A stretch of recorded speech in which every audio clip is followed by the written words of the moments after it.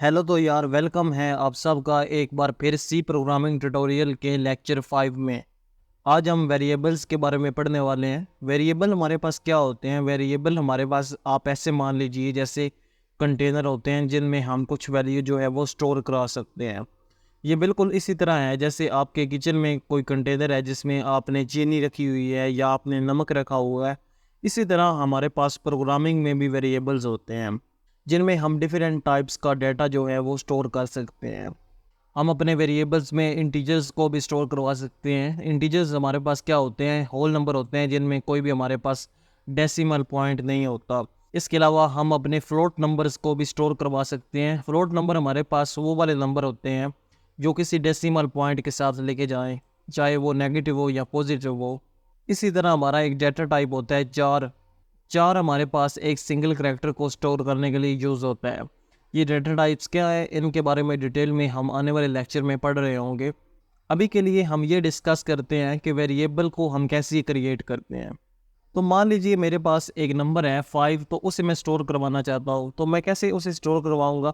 सबसे पहले मैं यहाँ लिखूँगा इंट, क्योंकि इंट हमारे पास एक डाटा टाइप है। किस चीज़ की डाटा टाइप है? हमने अभी यहाँ पीछे देखा कि इंट हमारे पास डाटा टाइप है होल नंबर्स को स्टोर करवाने के लिए। तो सबसे पहले मैं लिखता हूँ इंट। इंट के बाद मैं क्या लिखूँगा? इंट के बाद मैं अपने वेरिएबल का नाम लिख सकता हूँ। मेरे वेरिएबल का नाम कोई भी हो सकता है, एक्स हो सकता है, वाई हो सकता है, या इसका नाम मैं यहाँ पर रख सकता हूँ नंबर। तो यहाँ पर हमने एक वेरिएबल जो है वो क्रिएट कर दिया है। अब इस वेरिएबल में हम एक वैल्यू स्टोर करवाना चाहते हैं।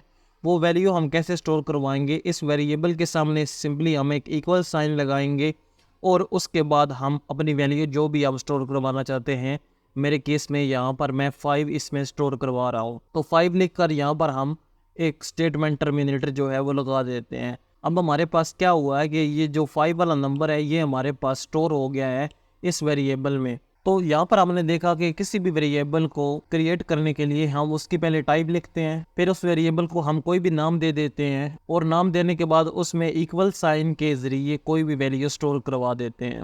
यहाँ पर नोट्स में अगर हम सिंटैक्स देखें वेरिएबल को क्रिएट करने का, तो वो हमारे पास लिखा हुआ है टाइप जैसे अभी हमने बनाया तो इंट लिखी।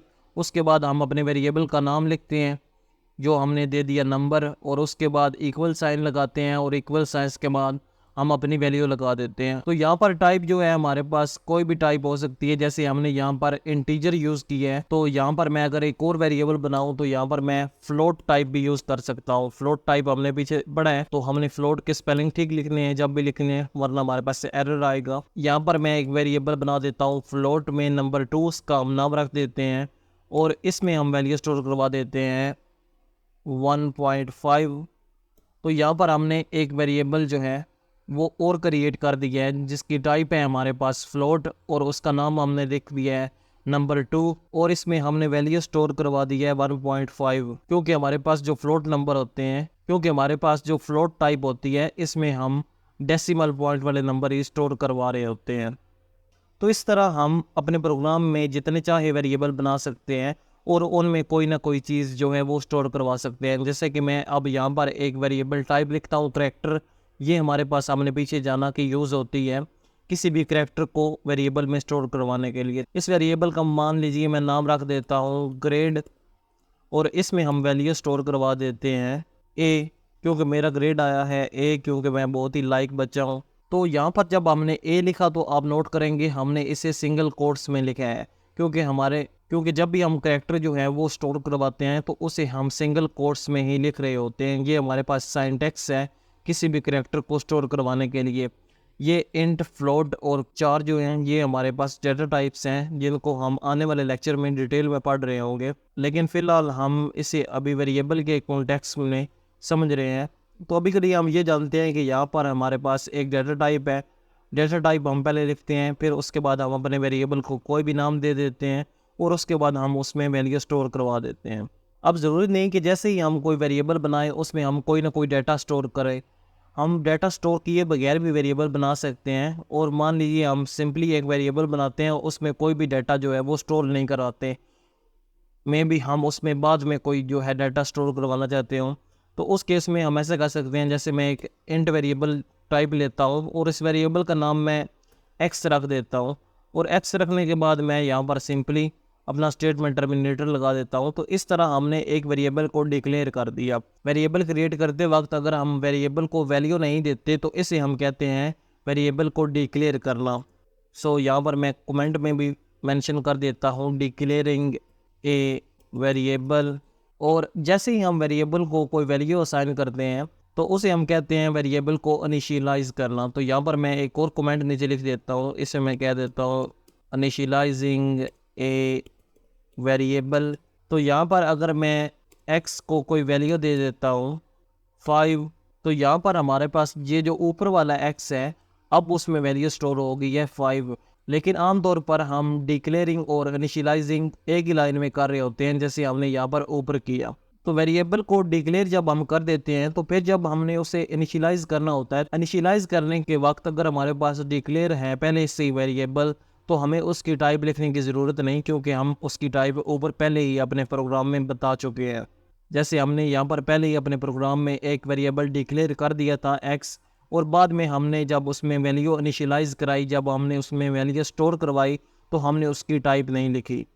तो अब हम वेरिएबल्स को थोड़ा सा यूज़ करते हैं कि हम इनको कैसे यूज़ कर सकते हैं। पिछले चैप्टर्स में आपने पढ़ा था कि हम सिंपली एक प्रिंटफ फंक्शन को यूज़ कर रहे थे और इसके अंदर हम कोई भी टेक्स्ट जब लिख रहे थे तो हम उसे प्रिंट करवा रहे थे। तो इस तरह हमने पहले भी काफ़ी बार हेलो वर्ड को जो है वो प्रिंट करवाया है। तो जब हमने सेव करके अपने प्रोग्राम को रन किया तो यहाँ पर हमारे पास सिंपली इस तरह जो है वो हेलो वर्ड प्रिंट होकर आ जाता था। लेकिन अब हमारे पास ये वेरिएबल्स हैं, तो इन वेरिएबल्स को यूज़ करते हुए भी हम वैल्यूज़ जो हैं वो डायरेक्ट अपने वेरिएबल को यहाँ पर पास करने से इनकी वैल्यू आउटपुट करा सकते हैं प्रिंटफ फंक्शन के ज़रिए। लेकिन प्रिंटफ फंक्शन में हमारे वेरिएबल्स को यूज़ करने के लिए हमने एक कॉन्सेप्ट आगे चल कर पढ़ना है जिसे हम कहते हैं फॉर्मेट स्पेसिफायर्स। जो दूसरी प्रोग्रामिंग लैंग्वेजेस होती हैं उनमें हम सिंपली जब यहाँ पर प्रिंटफ फंक्शन लिखते थे या अपना प्रिंट वाला फंक्शन लिखते थे तो उसमें अपने वेरिएबल का नाम यहाँ पर लिख देते थे, तो वो हमारे पास सिंपली उस वेरिएबल की वैल्यू जो है वो प्रिंट करवा देता था। लेकिन जैसे ही हम सी लैंग्वेज में ऐसा करने की कोशिश करते हैं तो डायरेक्टली हम ऐसा नहीं कर सकते, हमारे पास एक एरर आता है। तो प्रिंट एफ फंक्शन में हम जब वेरिएबल से एक वैल्यू प्रिंट करवाएंगे या अपने वेरिएबल्स को यूज करेंगे प्रिंट एफ फंक्शन में, तो उसके लिए हमें एक और चीज जाननी होगी जिसे हम कहते हैं फॉर्मेट स्पेसिफायर्स। तो ये फॉर्मेट स्पेसिफायर हमारे पास क्या है ये हम आने वाले लेक्चर में पढ़ेंगे। अभी के लिए जो हमने इस लेक्चर में पढ़ा है उसके रिलेटेड आपके पास ये एक छोटी सी एक्सरसाइज है जिसमें आप खुद एक क्रिएट वेरिएबल करके देखेंगे, जिसमें आप एक खुद वेरिएबल जो है वो क्रिएट करके देखेंगे। हर एक्सरसाइज को आपने खुद अपने कोड एडिटर में साथ साथ ट्राई करते रहना है, क्योंकि कोडिंग में प्रैक्टिस जो है वो ज़रूरी है। सिर्फ आप वीडियो देखने से सी लैंग्वेज को या किसी भी प्रोग्रामिंग लैंग्वेज को देखकर एक्सपर्ट नहीं बन जाएंगे। तो इस वीडियो में इतना ही। आई होप सो आपको वीडियो पसंद आई होगी। अगर आपको वीडियो पसंद आई है तो प्लीज़ वीडियो को लाइक, और अभी तक आपने हमारे चैनल को सब्सक्राइब नहीं किया तो प्लीज़ चैनल को सब्सक्राइब कर लें।